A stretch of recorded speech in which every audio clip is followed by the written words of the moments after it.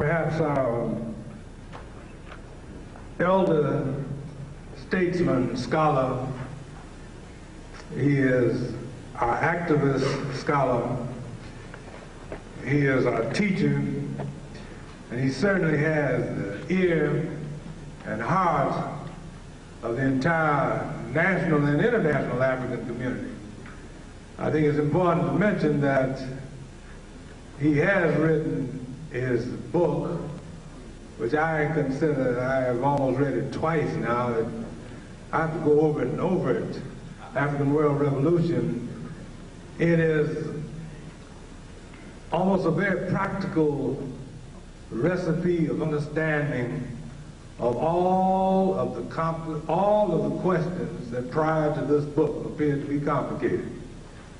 I mean, he just simply addresses just every question that the African community could have raised, I suspect, over the last 40 years.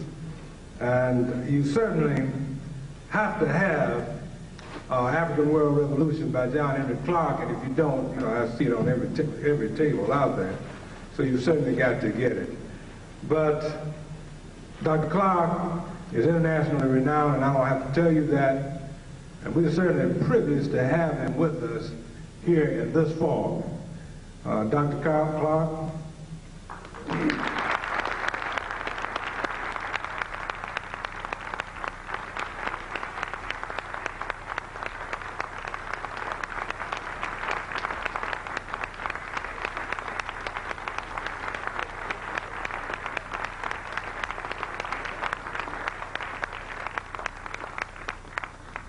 Thank you very much. I guess it is a touch of irony, and maybe the cycle in a strange way completes itself. Two Alabamians, one white, one black, both from poor sharecropper background, debating a paramount issue of race, debating about a subject that was really an invention because nature created no races. Not only the word itself is artificial, but the tragedy around it is artificial.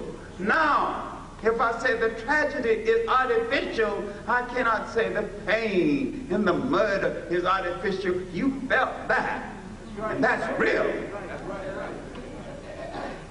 I am saying, around a word that was totally unnecessary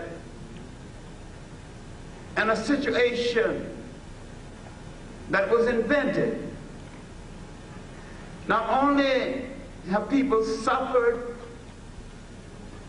but the inventor has suffered misconceptions, and the inventor have cheated his own children out of the truth about history and the truth about how different people must relate to each other if we're going to have a world where man will walk with some kind of peace and some kind of dignity. We keep calling for black history when really history has no color. We need to call for honest history for all of the people of the earth. I do not believe in the concept of curricular inclusion, because if you include me into a curricula that is wrong, it is like pouring clean water into a dirty glass. That's right. I believe in corrective history. I believe in honest history.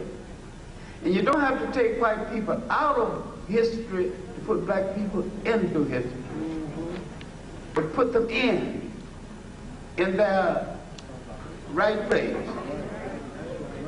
I think the achievement of The Iceman Inheritance as a book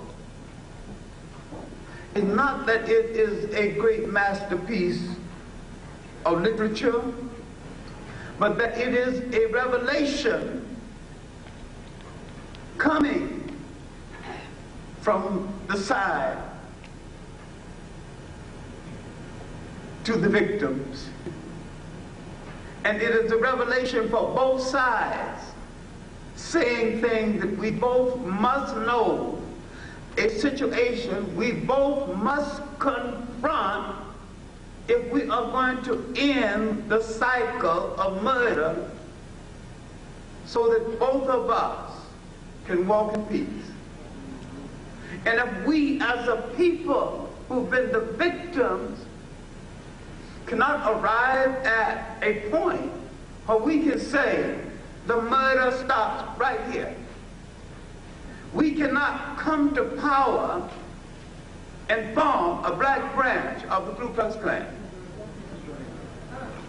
We cannot waste our time developing theories of race when the concept of race is a myth. We cannot go into religions and use them as a rationale for excluding other people or oppressing other people when all organized Western religions are male chauvinist murder cults.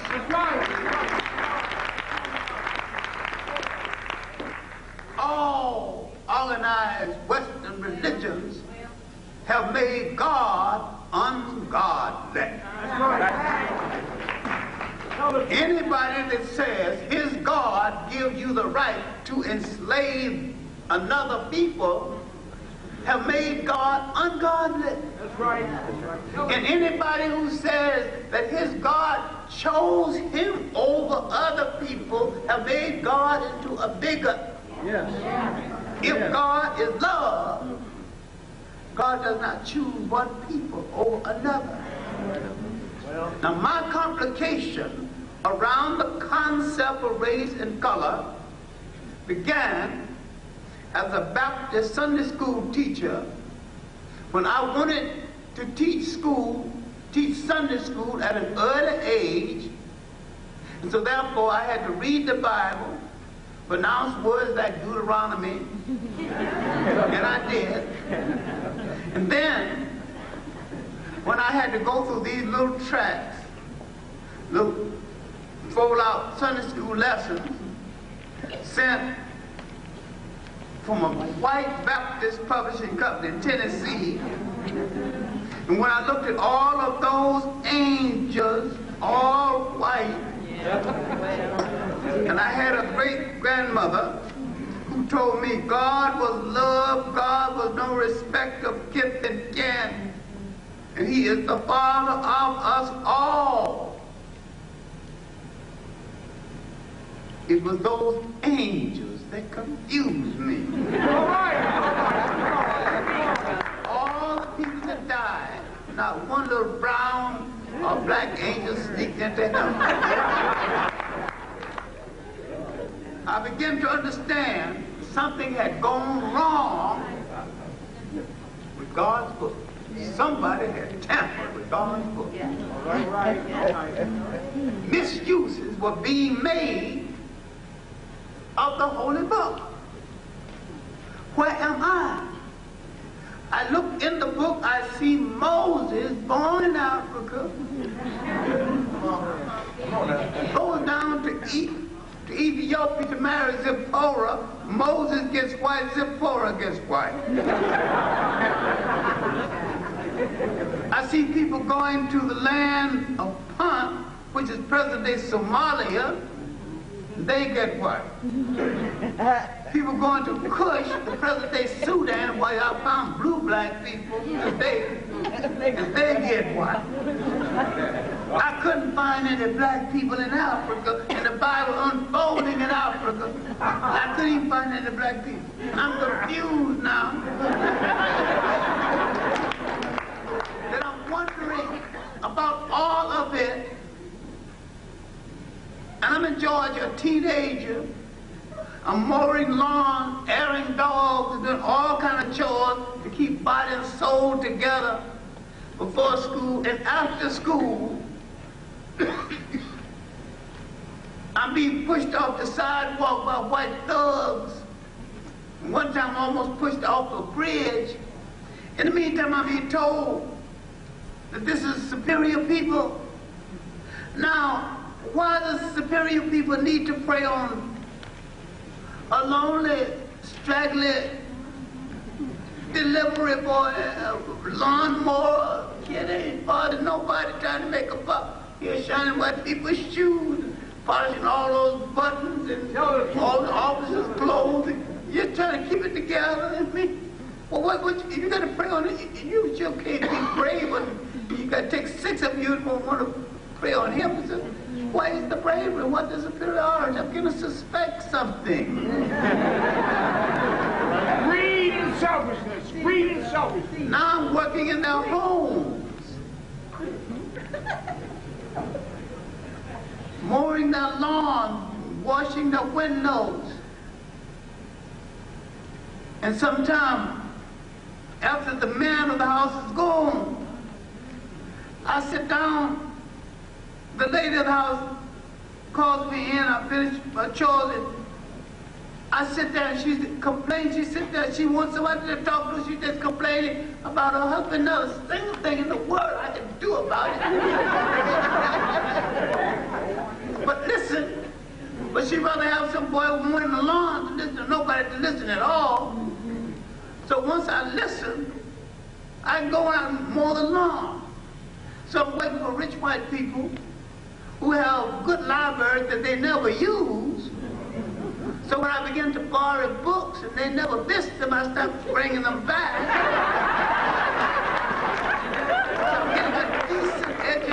So I'm getting a decent education while trying to survive. I began a habit of picking up leaflets out of the street, put them in my pocket, I read it later. So I get to my desk in school, start putting out my leaflets I picked up. One fellow grabbed the leaflet, take it to the teacher. The teacher shakes her head, "Oh, John, you're such a good boy. Why would you do a silly thing like this? I'm ashamed. I have to report this to the principal. I don't know what the hell this is all about." Take it to the principal shakes his head. So I thought you were one of the finest young men in this school. Why would you do a thing like this? I don't know what they're talking about. Finally, he hands me the leaflet. I hadn't had time to read it. The leaflet says, "Negroes read and run, the Ku Klux Klan rise again." In my innocence to learn how to read, I'm picking up things out of the street because I never had a book in my house other than the Bible. I had picked up an advertisement of the group for the Ku Klux Klan. But I continued to read and continue to search. And when I wanted to impress the teacher, I asked the white man that I worked for a book on African people in history.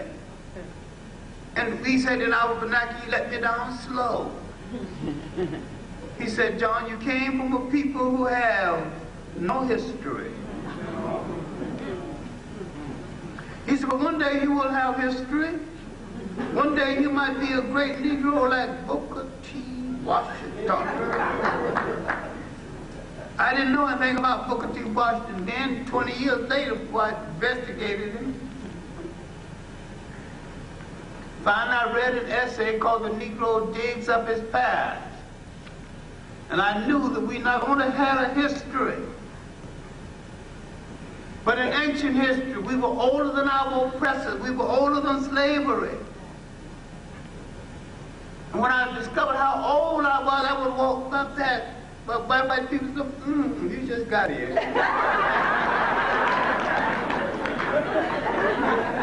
Young people. Now, as they once said in early black vaudeville, I said that to say this. What we need to look at, not to demean anyone, but to put things in proper perspective, is that the conquest of the mind, the propaganda of superiority based on color, the propaganda of bravery based on John Wayne and 1,000 heroes riding into the sun. One of the greatest achievements of European people, that they captured the mind of other people, and their victims never asked any question. Have you ever seen one lone white man lynch one lone black man? All right, come on now, come on. They don't come by one, they don't come by twos. Have you ever seen it done without a gun? Have you ever seen the odds even?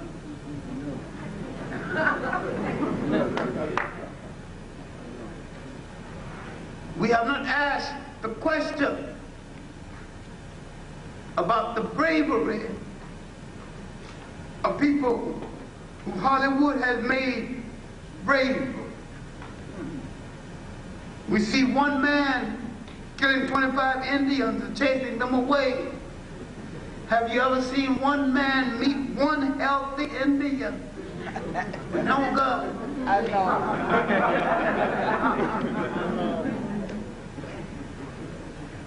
We are at fault in some ways because we haven't asked the right question and to get the right answers for all of this. Have we ever looked deep enough into our history to understand that over half of human history was over before anyone knew that a European was in the world? That's right, that's right, that's right. Now, how did you manage all those years having built enduring societies, not only without a jail system, but without a word in your language that meant jail? All right.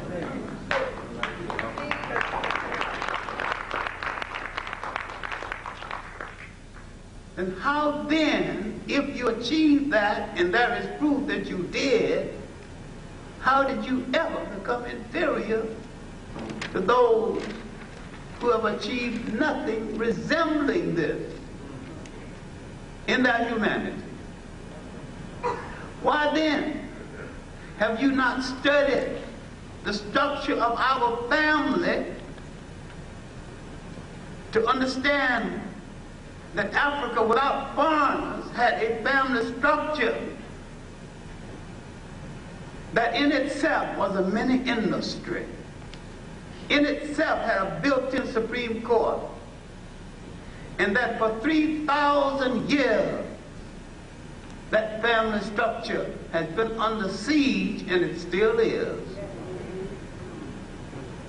The conqueror must always destroy those things that make you feel good about yourself. Tell the truth, man, tell the truth. And you, because the conqueror came, laughed at your gods, you adopted his God. Laughed at your clothes, you adopted his clothes. And sometimes laughed at his women, and you lust after his women.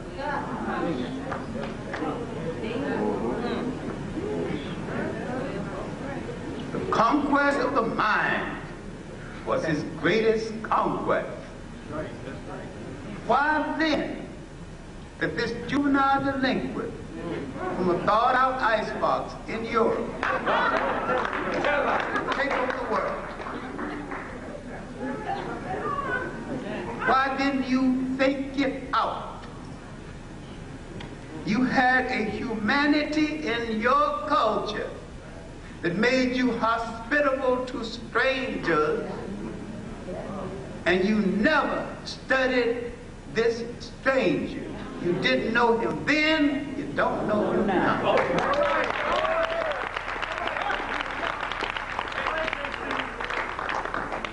Europe breaking up.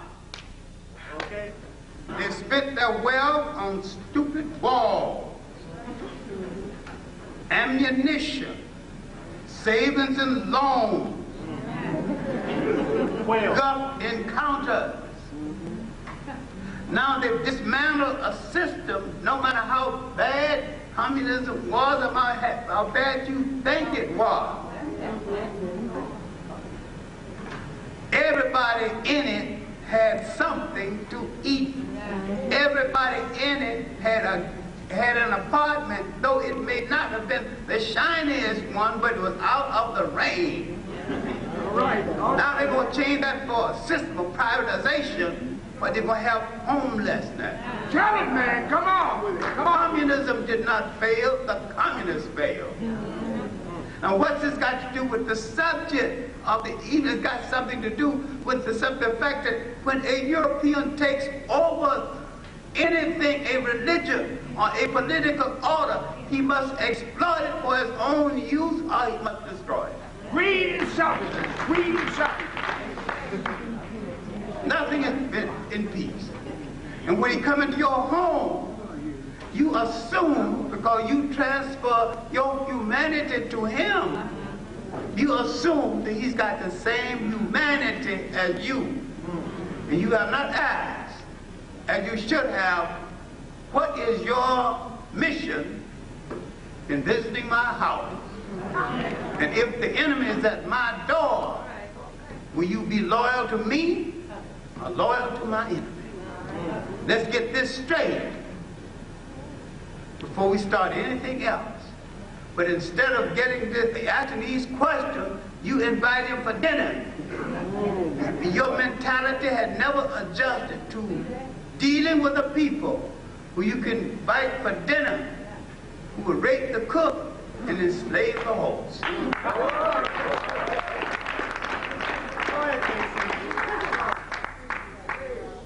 You had never dealt with the people who will use religion as a handmaiden for enslavement. Now when I say that the African gave the world no religion, I say it with pride. Because what the African had was higher than religion. It was spirituality.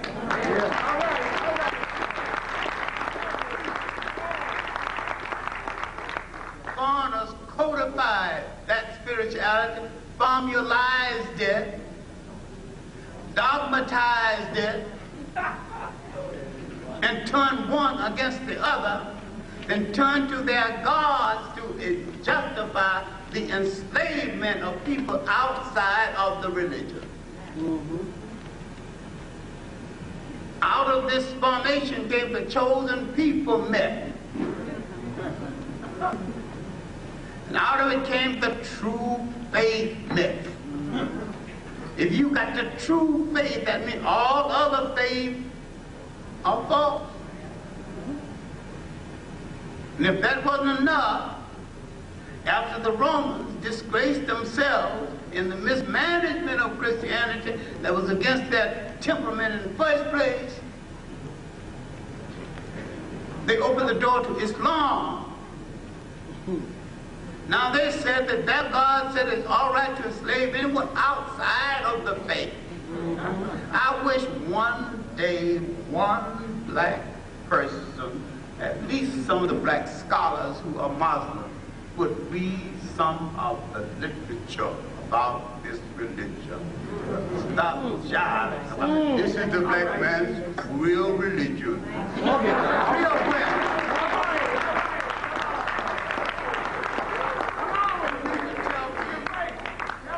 That you had no religion until the 7th century AD. This is the black man's true religion. I got nothing against you. Join anything you want to. But you converted into everything that touches your life. Waste your time and your money must become an instrument of your liberation or thrown into the ash can of history. You got no time now. This is the least original of the world's religions. It came into being so fast, moving to a vacuum created by the corruption of Christianity by the Romans. It had to take a few saints from Zoroastrianism, a few saints from Judaism, and it had put itself together. It's a composite religion. Right. Now, one of the reasons why we have not understood this in relationship to the whole concept of race in Europe, we have not understood Nile Valley civilizations. Too many times we use color when we should concentrate on culture. Okay. It matters less than a damn whether all Egyptians were pure black. All right. I have not made that claim. That is not the claim that's being made. The idea is that these were people in the main who came from the physical body of Africa. And no European would come all the way to Africa and build a civilization of this nature before they built a shoe in Europe or a house with a window.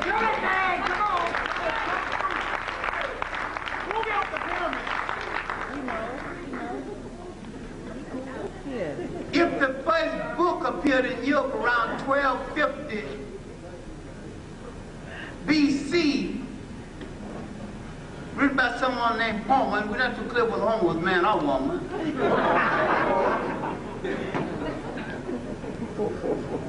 Now, Valley civilization was old and in decline by then.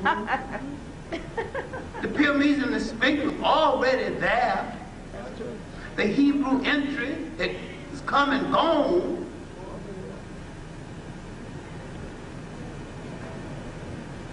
So we keep arguing, who built the Sphinx? People say, slave built it. No slaves has ever been this skillful in human history. You can go to pyramids right now, and those blocks of stone are so close together, they've been there 5,000 years, you can't even launch a playing card in the seams. They've got no bonding agent. Slaves don't have this skill. What benefit is to a slave to do a thing like that? Tell me.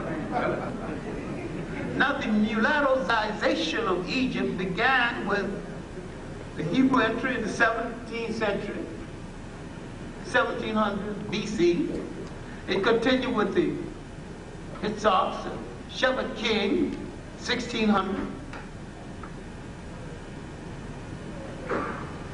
And after this period, 1,000 years of some kind of peace, and the Assyrians came, 1666. The Iranians, 550 BC. The Iranian was so bad that Africans cried out, "Oh God, if you can't send me a liberator, send me a conqueror that will show mercy." Now you know what happened when the little Greek, Alexander the so-called Great, knocked at the door. Now this was the first purely European aggression. And he wasn't that aggressive because it wasn't necessary. He was, to some extent, a benevolent conqueror, a first-rate diplomat, a second-rate warrior, but that's another lecture. But he did open the door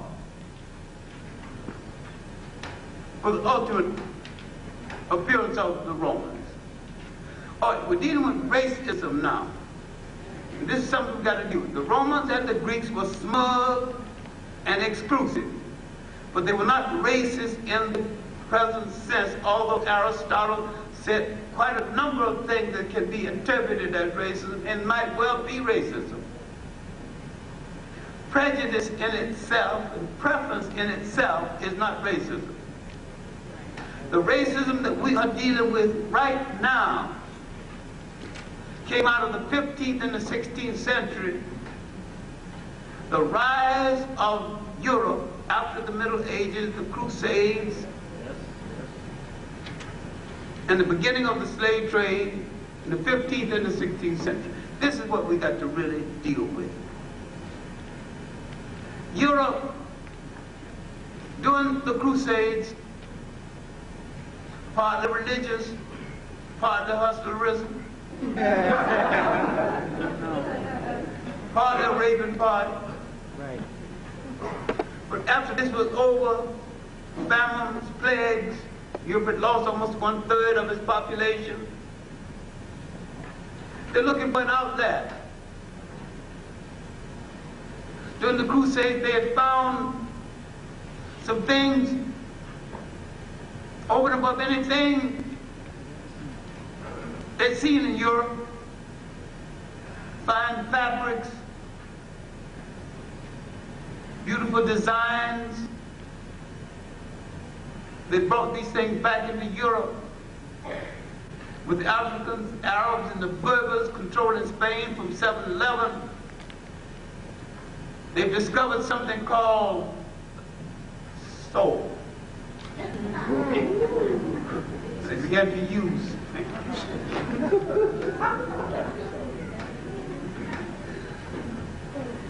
The Africans and the Arabs and the Berbers had preserved the maritime skill coming from China, the leading maritime nation of that day.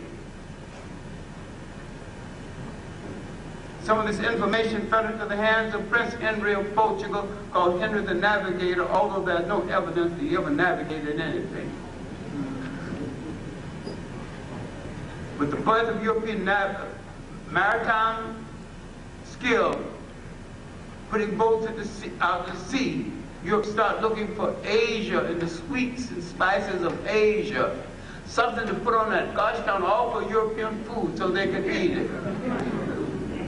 Now they wanted a rationale for what they were doing. The rationale that they were using for the Crusades now extended into the rationale for the conquest of other people. Manifest destiny, divine white right. If you're not using it, it belongs to me. Come on. Now, the Africans and the Arabs argue among themselves and lost part of Spain.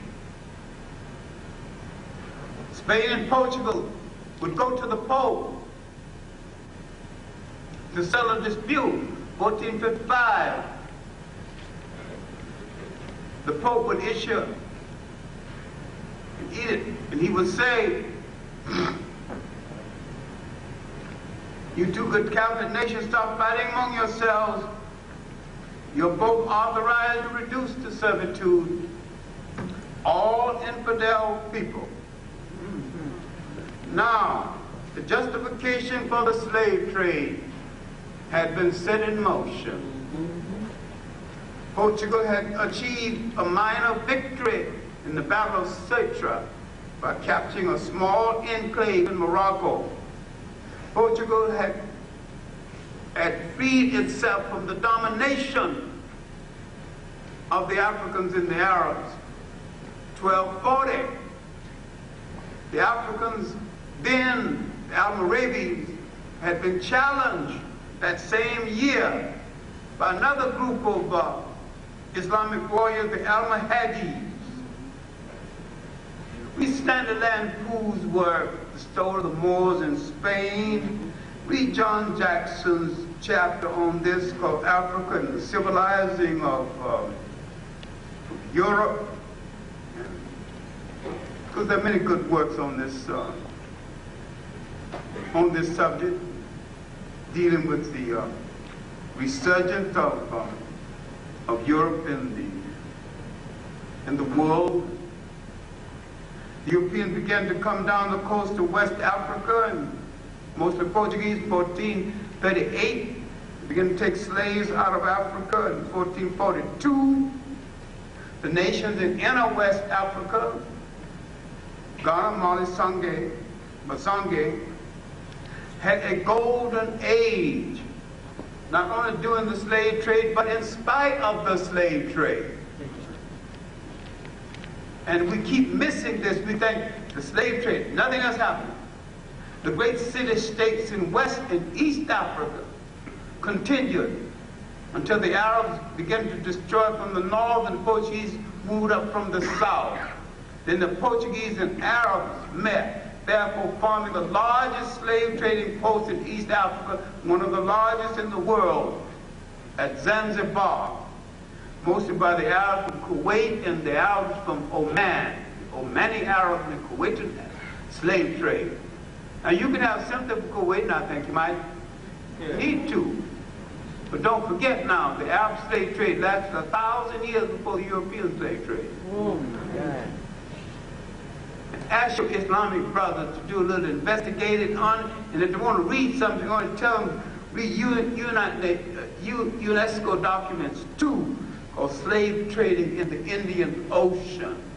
And tell them also, if you want some additional material, read Sir Harry Johnson's The Colonization of Africa by Alien Races, and Sir Roger Copeland's work, East Africa and its Invaders, and the Cambridge History of East Africa. And if they say that all you're telling me about reading Whitey's books, you tell them that there's some extensive work in history that getting from Whitey or Blackie haven't had time to write.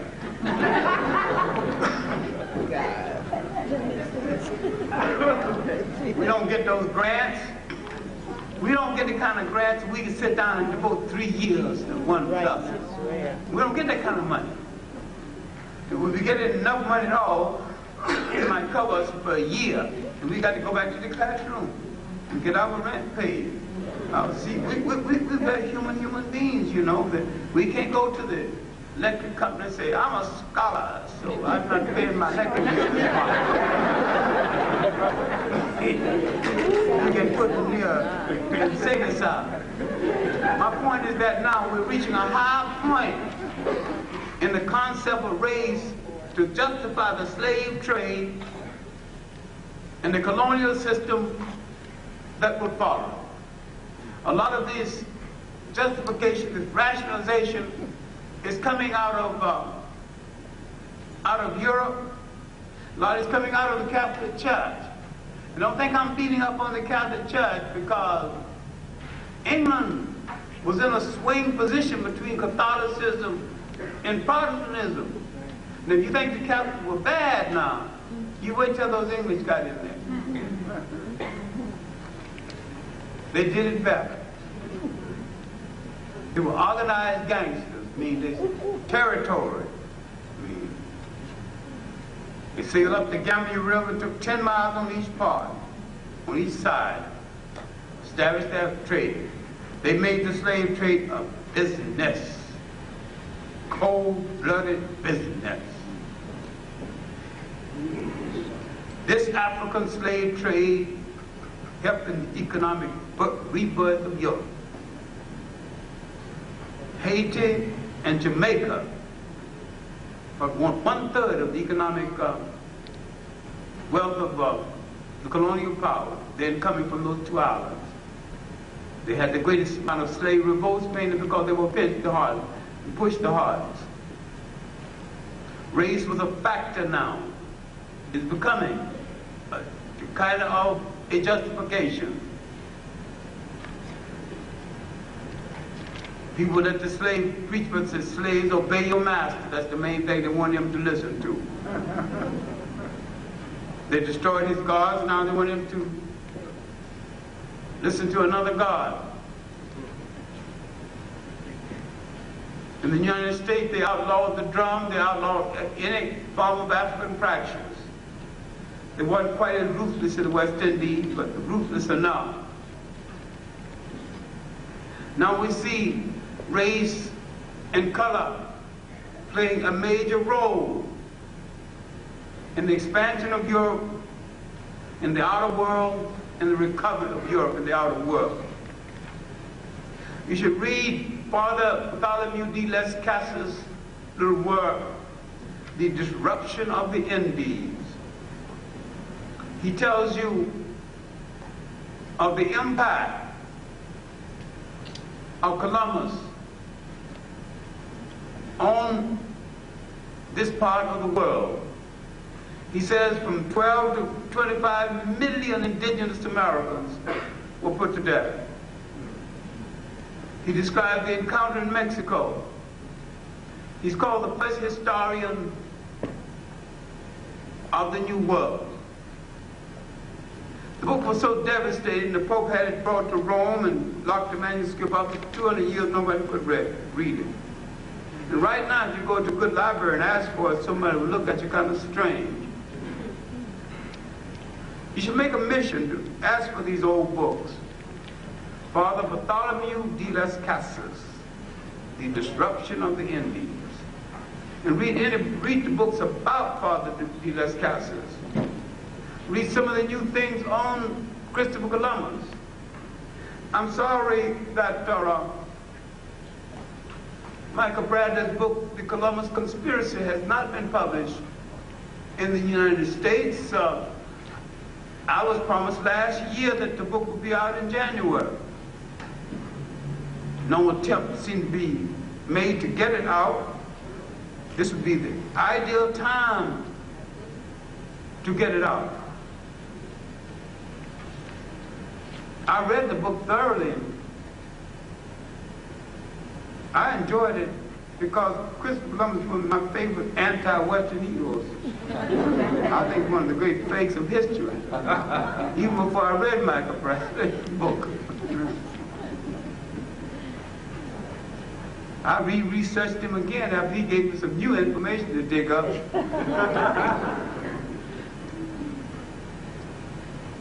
There's also a book called Conquest of Paradise about Columbus. There is documents on West Indian history by Eric Williams. Now I'm going to close in something that has no ending anyway. One thing about the Baptist tradition, you take your text, you leave your text, you come back to it before the end and let people know that you know your text. But once you get started, it's hard to stop. What I'm saying is that we have survived the longest Holocaust in history. That's right, that's right. And let no one say they have a monopoly on the word Holocaust. Fate has not spared us for some casual reason. Some people have been hit less than we, and they're now extinct. We need to look beyond tonight's lecture. We need to look at the racism and the expansion of Europeans to the Pacific. The wholesale murder of people in the Pacific, the destruction of people on the island of Tasmania, people in India. We need to take a holistic world view of the tremendous cost to the world for European expansion. And it wasn't necessary. I maintain that had Europe entered a genuine partnership with the people of the world, slavery wouldn't have been necessary, racism wouldn't have been necessary, they would not have had to turn their souls into pretzels in order to create a rationale for that world domination. The domination of the world by any one people is rather stupid. And any one people who think they must dominate the world must be terribly insecure. It was not your bravery that brought this about, it is its fear. Its lack of bravery. put your mic very black up there. Then what will we do in the world of tomorrow, considering there's a billion of us on the face of the earth? We have to start producing instead of consuming everything. We must reclaim the continent of Africa, all 12 million square miles of it. That's right. We must create the kind of humanity where all men can walk in peace and walk with dignity. Yes, yes. I didn't say forget, and I didn't say forgive, right. And I'm not advocating nonviolence. Very good. I'm advocating the strategic use of violence whenever it is necessary for your self-defense. All right.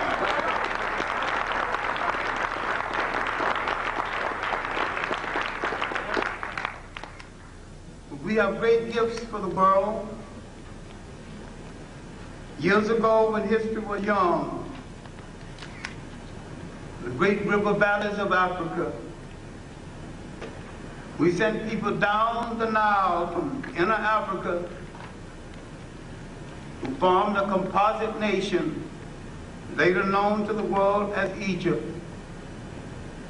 That nation and its literature laid the basis of so much that we know as the world's religion and its social thought, and so much that we now call a civilized state and humane thought. What we have to do is to form a partnership with ourselves. I say, find a mirror and look at that partner staring back at you and say with confidence, partner, you and I start a revolution to change the world. We choose to do it right now. All right.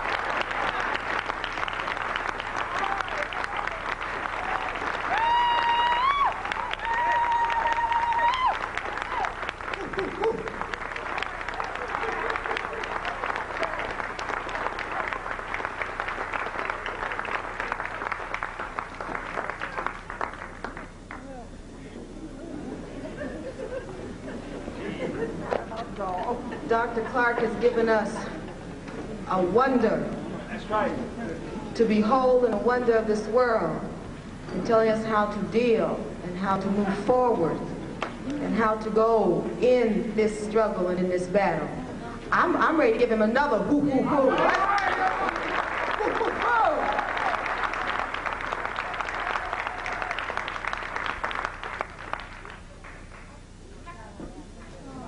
Before we go into our question and answer period, there are a few things that Elder Brown wants me to say to you as a group.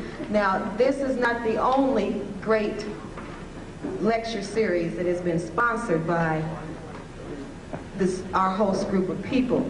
In the past, we've had Dr. Ben Levy, Steve Coakley, Dr. Kanjufu, the late Dr. Flugman, Dr. Milton Brown, Reverend Lucas, Ivan Van Sertima, Dr. Sertima, Bob Law, and there have been many. Oh, yeah. Dr. Ben. Did I forget? Joseph Benyamin. Okay? I don't want to forget nobody. But we've had some great lecture series in the past, and we're going to have some future great lecture series. We have two people here that's sitting up on the podium that will be future speakers, and I can't go away without having said their names at least, and that's Dr. Andy Thompson and Dr. Jacob Carruthers.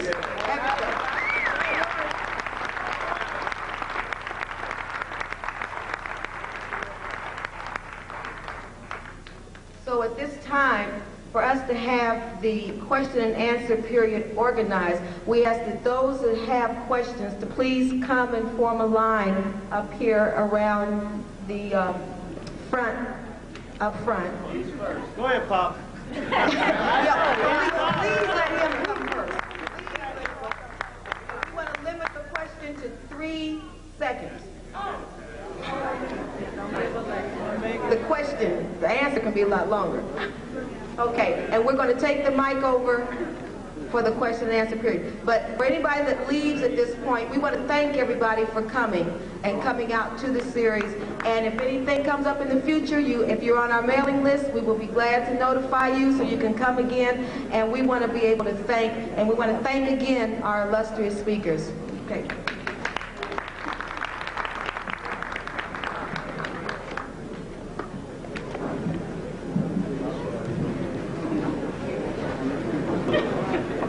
My question is to Mr. Bradley. Wouldn't it be more scientific and more valid for you to say, as some of the other white intellectuals, a few of them, and historians and philosophers have said, or at least implied, that this aggressiveness is not something natural. This is taught.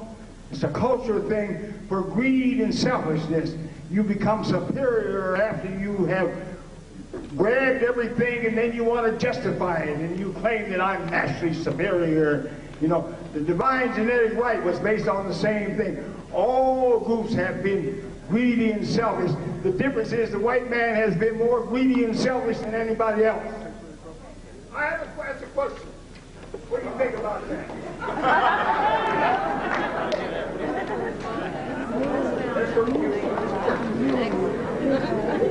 I think you're wrong.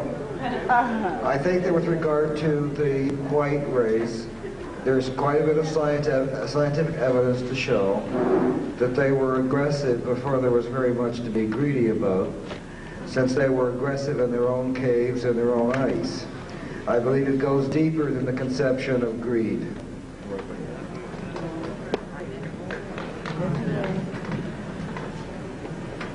Okay, my question is to, first of all, I'd like to thank Dr. Clarke and Mr. Bradley for coming out. And my question is, I heard you say earlier racial polarization. This is to Mr. Bradley. You stated that there seems to be a movement in America, you implied it, among blacks to try to racially polarize the teachings in terms of teaching black history. For example, you stated the Afrocentrism within the school system that they're trying to imply now.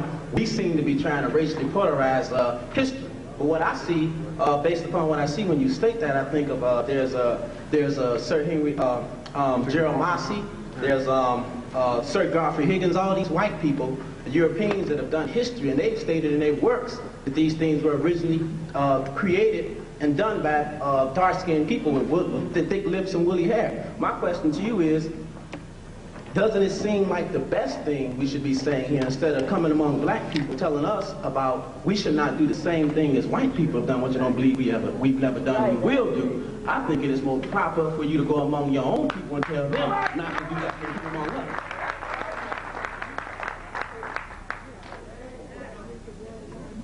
I consider that I'm not here among black people, but I'm here among people. And I also consider that I have the right to say anything I want as long as it's the truth as I know it, and if it's not the truth, I'm happy to learn otherwise.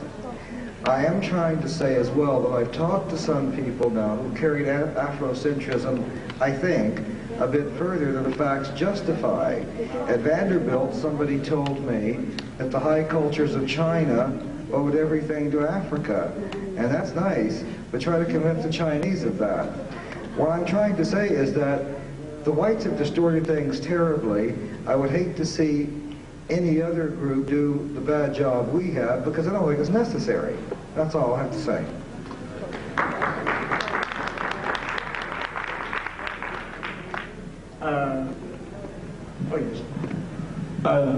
The question I want to ask is this. In view of the fact, in view of the fact that you say the white people are aggressive and so forth, I don't like to think of it as aggressive. I like to think of it as uncivilized. And in that context, I'd like to have to respond in this way by telling me, how long do you think it will take before white people will become civilized?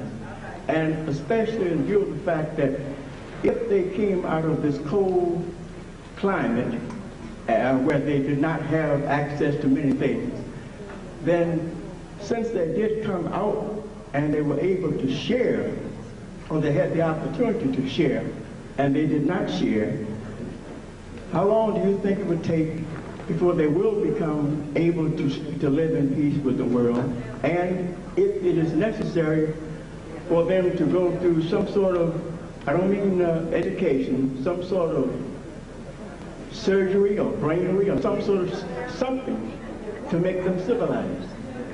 Okay.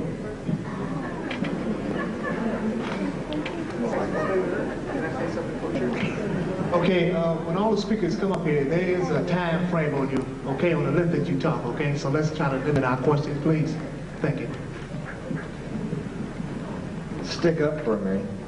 I think that white people are capable of changing things and thinking about things more or less objectively. I think one thing that's never happened is they never had to until now. We've had multiracial societies, okay, but the white man was on top. But now we're having one in which the white man isn't on top, and so he's got to look at himself. I don't think, I hope, I may be wrong, but I hope that white people can actually become civilized. Gandhi once said, was once asked, what do you think of Western civilization? He said, I think it would be a good idea, and I think that maybe we can achieve that.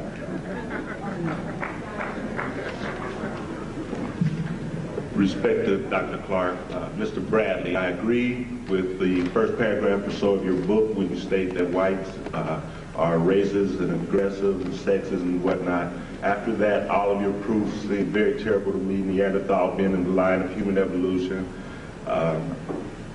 whites' propensity to show sexual objects when they tend to cover themselves in blacks, revere fertility.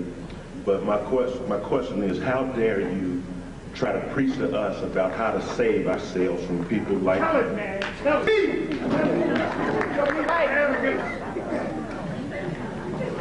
Okay, my question to Mr. Bradley also is related to the previous person who asked the question. It seems from the literature I read of Dr. Diop and many others that the Neanderthals were hominids and never did go along the human line, and that the origin of Europeans can be traced back to the Cro-Magnons, and that the Neanderthals never were human. So I want to know, how do you, in light of the anthropological evidence that's been out here, particularly since 1978, how do you account for continuing to go along with that?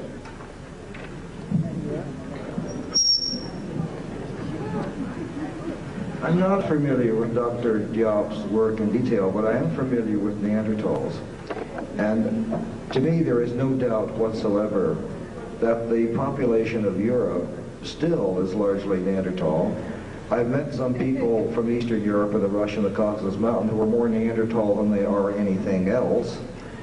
They are fully human, they're just not quite modern, and they have certain very definite physical attributes and emotional ones. I think that the European population now is a composite of those and other incoming people. And that I disagree with Dr. Job.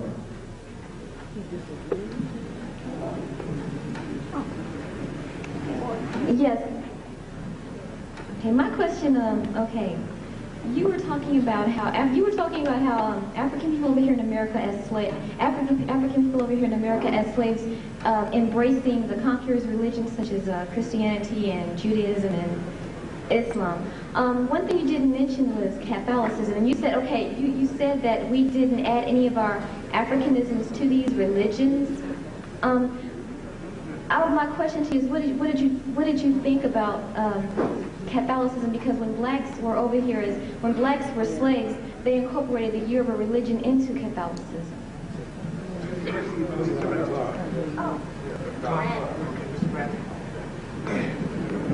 Who are you addressing it to there? Bradley. Misquoted. She kind of got everything else.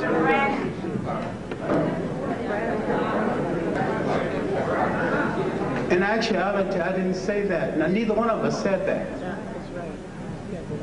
Because while we did not take on hold on to our African religion that was outlawed, the African practices in New Orleans to this very day, the celebrant funeral, wake type is still in New Orleans, and the elements of African religions in the Caribbeans to this day and parts of South America.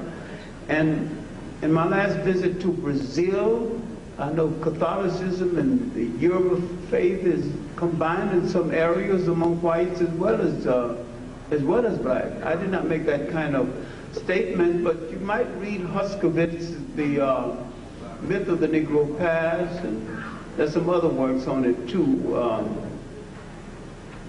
But we didn't lose. You might also read our Turner's Africanisms among the Gullah. But we did not lose everything, although we're rediscovering ourselves in regards to religion. I think the Baptist Church is African rehash with all of its faults. It's close to Africa. So we didn't lose everything. We did hold on to something. Yeah, we may have lost the essence, but some of the ceremonies African.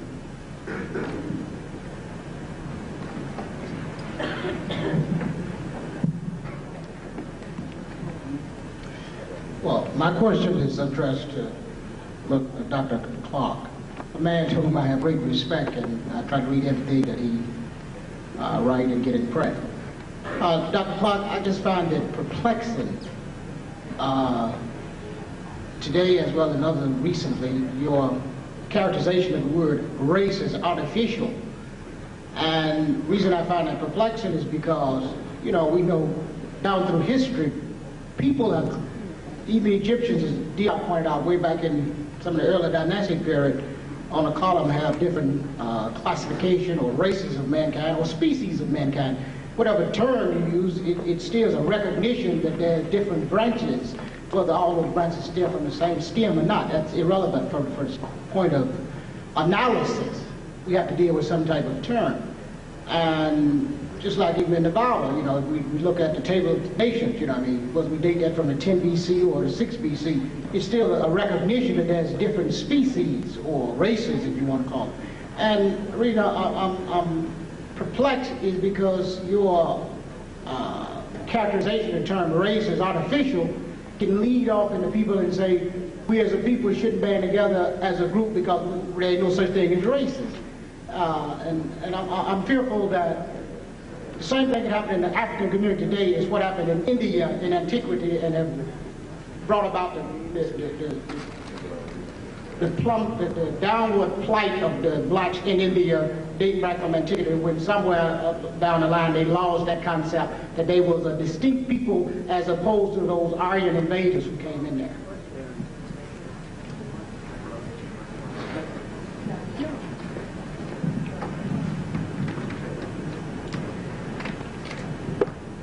If you can find the word race in the Bible, I wish you'd show it to me. I'm not for anyone losing that distinction. I'm saying nature created no races. People can combine based on religion, culture groups, environmental influences, occupations. Look, I'm a Pan-African nationalist. And one of the reasons I don't use the word Afrocentricity is because it's a compromise with the word African. It's either African centricity or nothing. I understand what you're saying, but I'm somewhat of a purist in relationship to the dictionary, too. Things must mean what they mean. Right. I mean, I'm for our people coming together first and foremost based on a common experience, a common suffering, and a common oppressor. But if you use an artificial creation, but there are other things you can use to come together other than an artificial creation that was created mainly to oppress you. Right. Look, prior to the 15th and the 16th century, nobody referred to white people as white.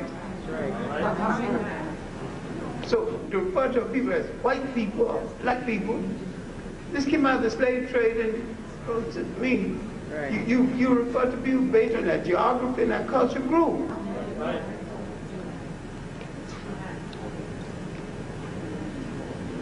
Now, I'm not for any breaking up of African people or dissipation of any form of that culture, but I'm also for basic truth. Right. Can I ask you a question, though, Dr. Clarke? Couldn't one legitimately conceive the idea of races based on a group of people that share not only a cultural heritage, but to a large degree a genetic one, and that came from roughly a certain geographical area? If you talk about the Africans in that sense and blacks as being a race, isn't that totally legitimate? Or if you talk about the white Europeans in that same sense, isn't that totally legitimate? Or the Mongoloids who really developed within a specific geographical area and have a genetic continuity, and who also have physical differences from everybody else. I mean, what's wrong with using race in that term so long as it doesn't have any pejorative or discriminatory connotations? I don't understand your position. I'm not against, I'm for understanding it, but I'm saying that the word race in relation to a people was rather late. Now that you got it, you want to use it, be my guest.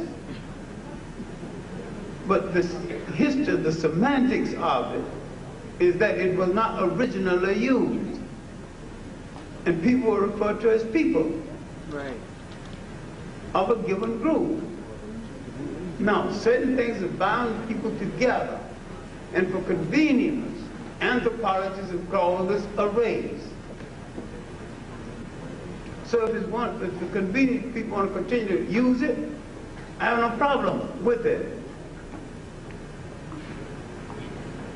But it was not originally used as a reference to a people.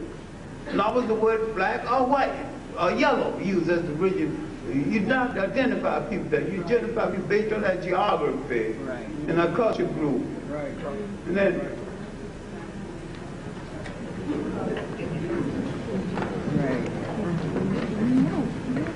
my question is directed towards Dr. Bradley. There seems to be a warped phenomenon that anytime a person stands up and takes a position against what we call racism, or puts forth a dialogue to counter that is considered racist. And in fact, the opening sentence of the first chapter of your book, you say that this book is racist. So if you put forth your book as a work to counter this phenomenon that we're fighting against, why do you consider it racist, and would you explain or define what racist is as you understand it?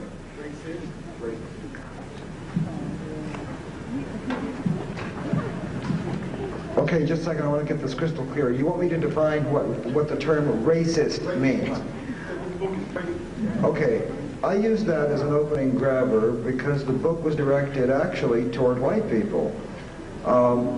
When I wrote it in '78 in Canada, there's not a very big black population in Canada, and I never really conceived an audience for it except white people, and I wanted to shock them. I consider racist to be somebody who considers that there is a prejudicial or pejorative reason for discriminating against somebody else on the basis of superficial characteristics. That's what racism is to me.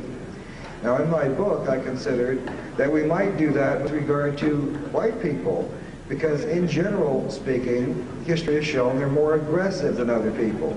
But I don't advocate enslaving them or killing them off or exterminating them, but educating them. So it is racist in the sense I'm pointing out, I think, a racial proclivity not shared to the same degree by other people.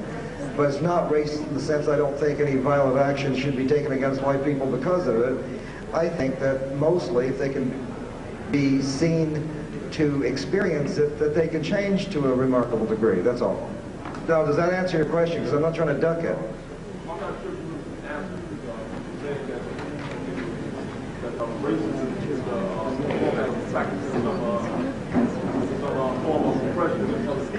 Yeah.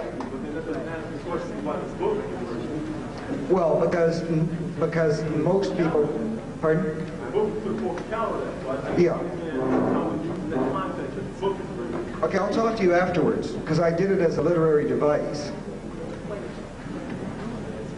Okay, we see people leaving and different things like that, so I have another announcement.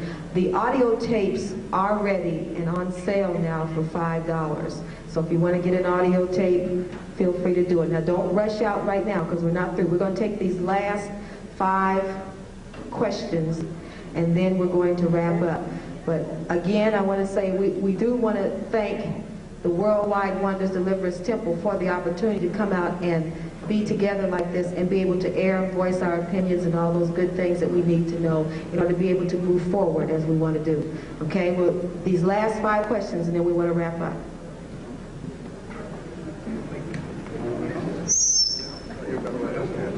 Okay, this is either one. I'd like to know, do you think that the majority of the world should turn against European civilization since it's so cruel, it's so terrible?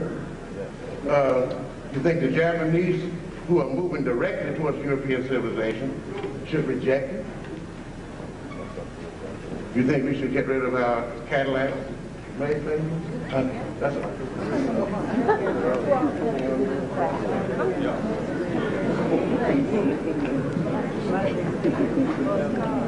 I think the whole world needs to turn against European values, including the Europeans.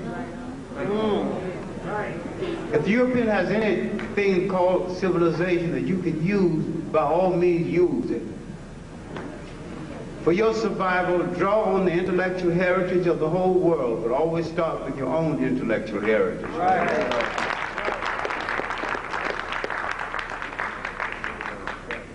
Yes, Dr. Clarke is an intellectual giant, and to see Mr. Bradley on the panel with him creates for Mr. Bradley illusion of prestige that he obviously hasn't merited.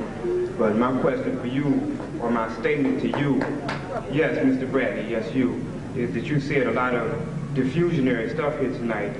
In particular, what I like to deal with your references to Leonard Jeffries and what he has said about the Jews and suggesting that we not follow what he did or what may happen to us if we do. But what I like to say is, following what Dr. Clarke is teaching us, that we are developing a system to deal with not only our own, but for people like you, we will effectively and permanently deal with people like you. Thank you.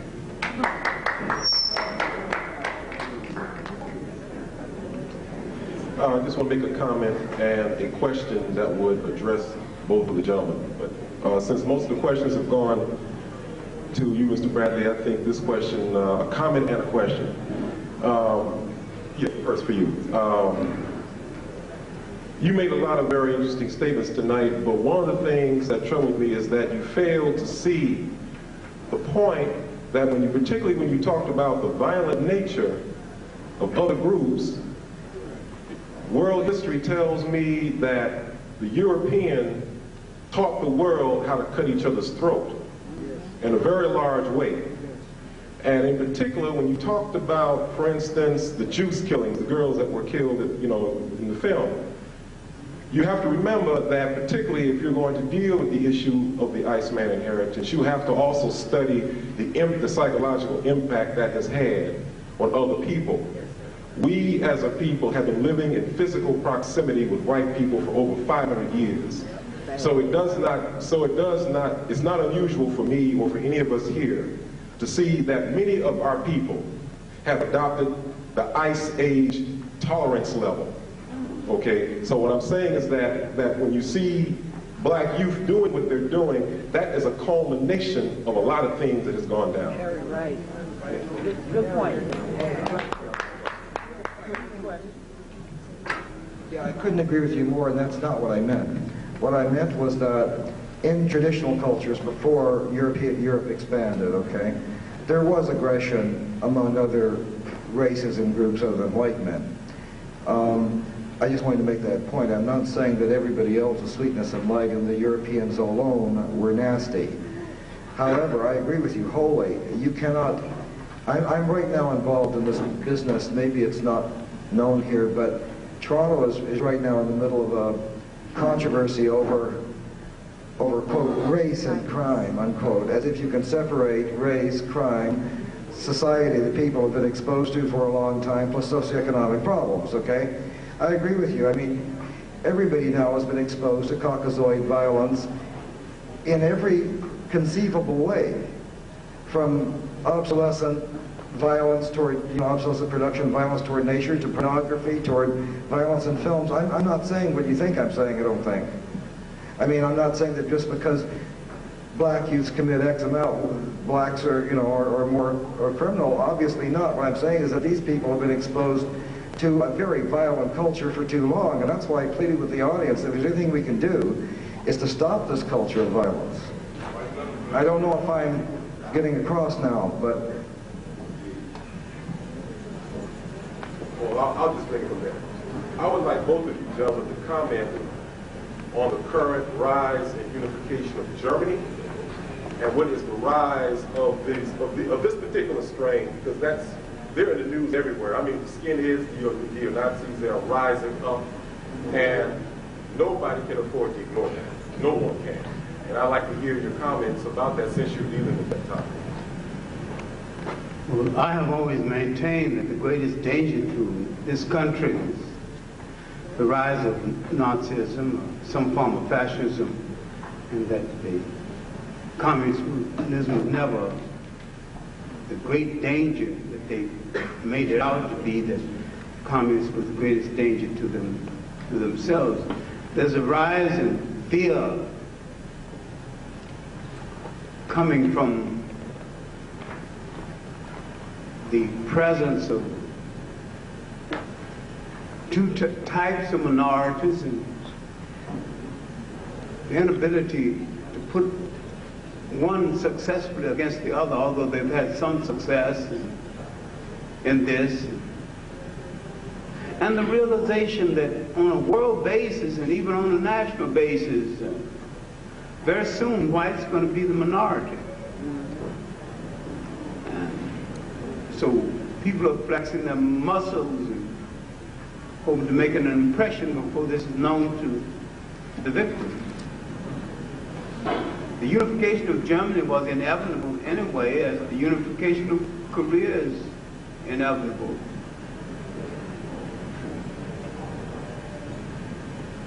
Germany might represent a threat in the world, but what not bothers me, what I find rather peculiar is that if a black person say he don't like filter fish, he's called anti-Semitic.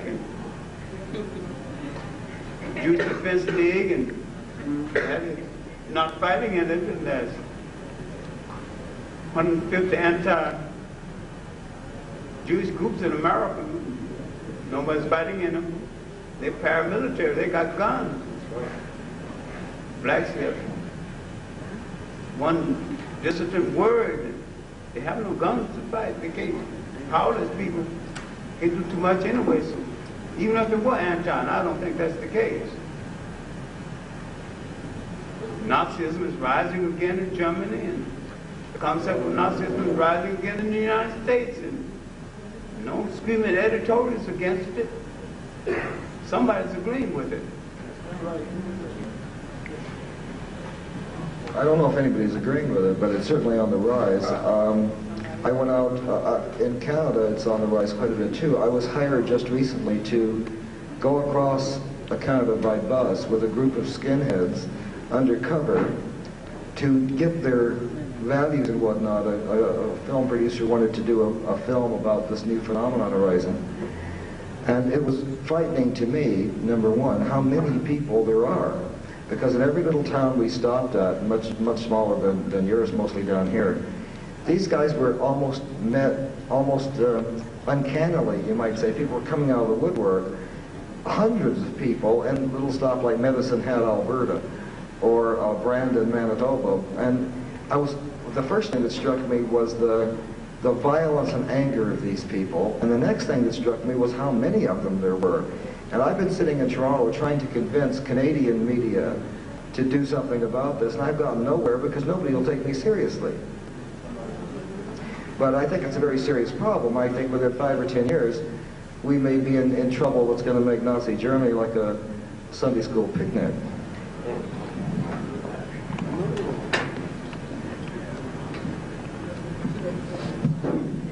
Give thanks to Brother Clarke and Mr. Bradley. It's always a pleasure to have Brother Clarke in the midst. Your spirit is so enormous that, you know, it lifts mine. My question, Dr. Clarke, is you raised a point in the lecture that we shouldn't be concerned with the color, but we should be more concerned with culture, and you cannot be more right than that, because a lot of us forget that the first people to enslave us were not the Europeans, but were the Arabs, and a lot of Arabs look just like Africans in color, not necessarily in culture. So I'd like for you to, you know, elaborate on how do you define racism, and why are we having so much violence amongst ourselves? Is it a problem or a strategy that the Europeans are using to eliminate our people?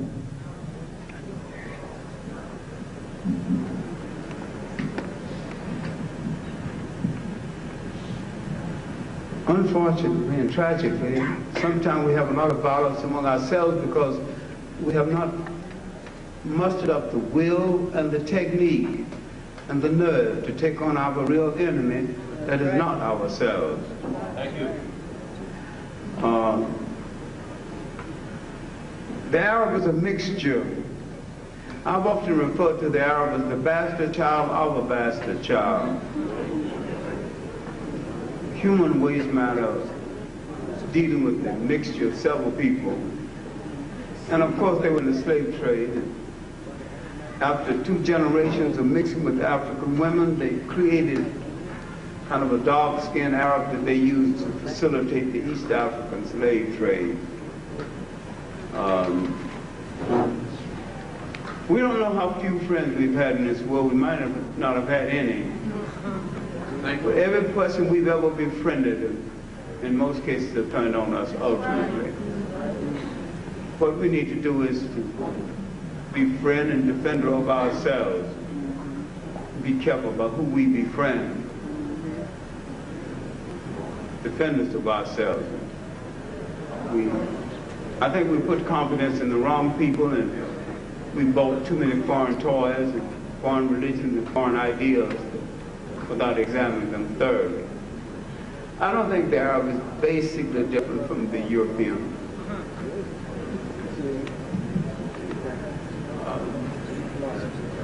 I think we've talked the situation as far as we can tonight.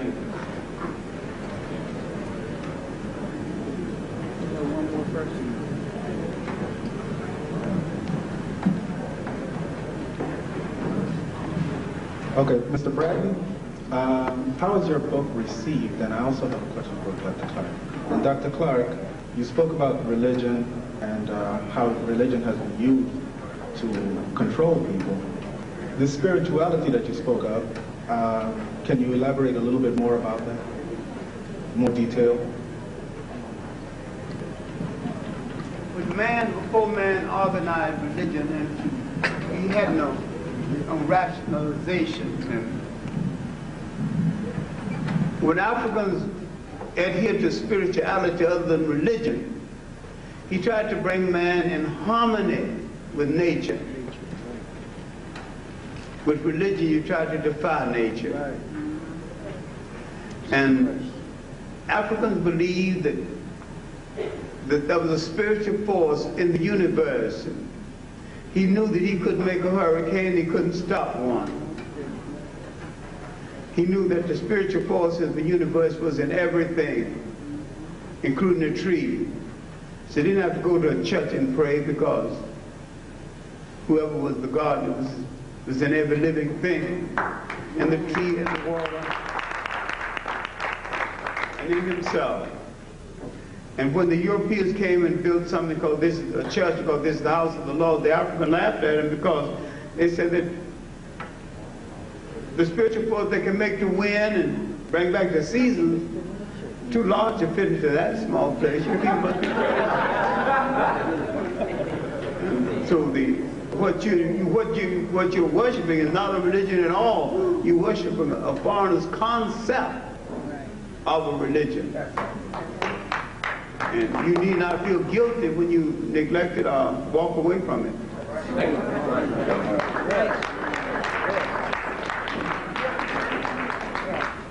One more. Oh, that's right, yeah.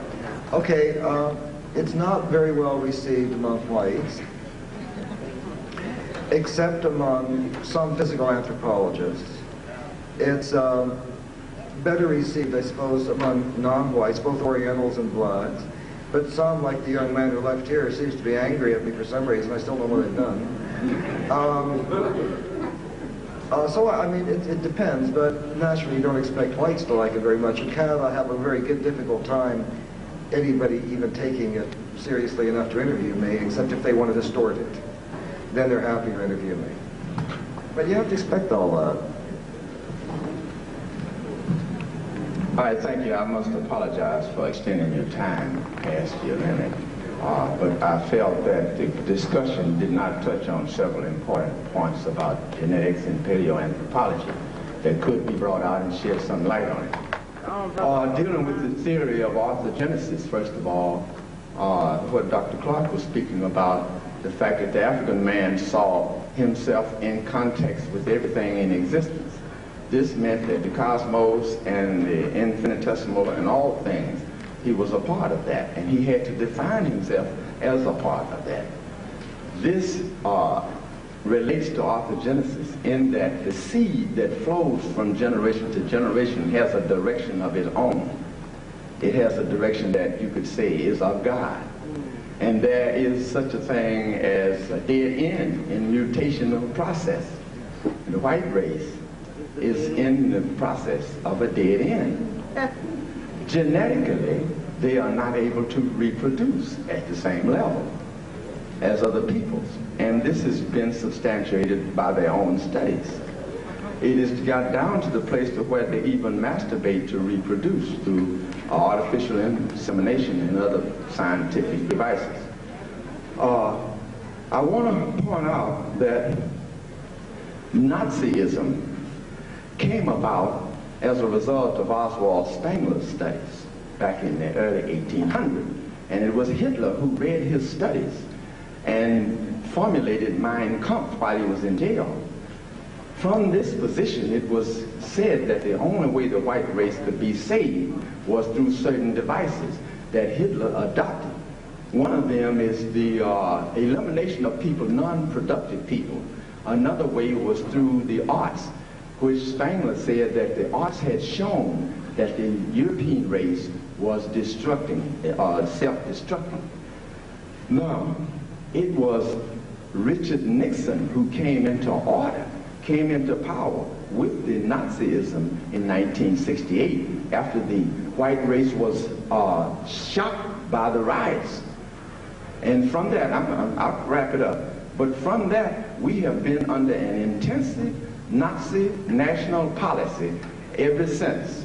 And that policy is in its last stages today. So all the people out here that run things, and even here in Chicago, the Jew, there's a Jew in charge of the Nazi party. So this is a whole process that black people with the state government and every area of society that we look at, we are looking at Nazi policy. And you can read your Mein Kampf and find that out. Thank you.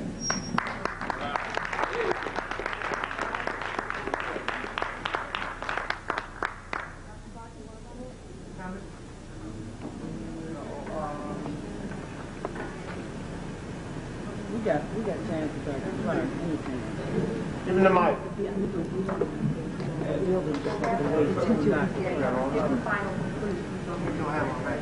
We got all night. We got time to talk to Clarke. The germ of Nazism, totalitarianism, is so firm in the mind of the European is that you could not expect the defeat of Hitler and Germany to wipe it out, because before Hitler came to power. Other people advocating the same thing.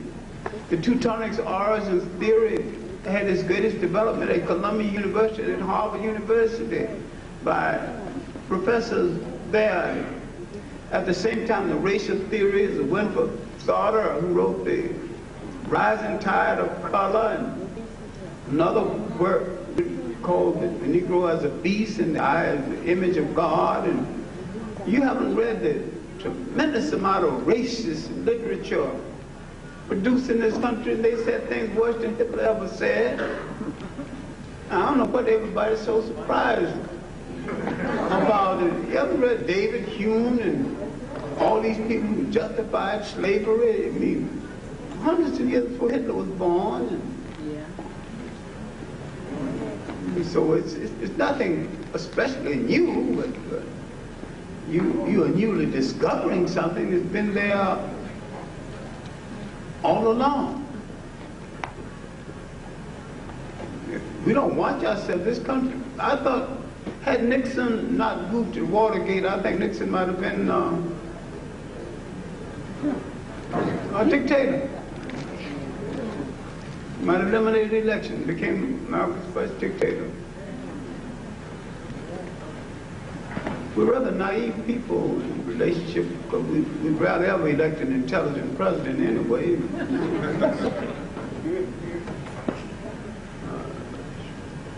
I think we need to be a little more alert, read more, think more. We need more study groups. Yes. Yeah. Be more protective of our community. To wipe out all this degeneracy in our community, crack them over, crack some heads, and crack.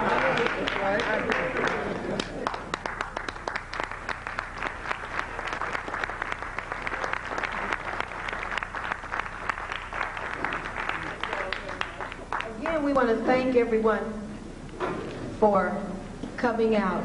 And the Worldwide One Deliverance Temple has been our host tonight. And we haven't seen Elder Nelson Brown. If he's around, wave your hands so everybody knows who you are. And here he comes up. So let's give this program a great big round of applause. We thank Dr. Clarke and Michael Bradley.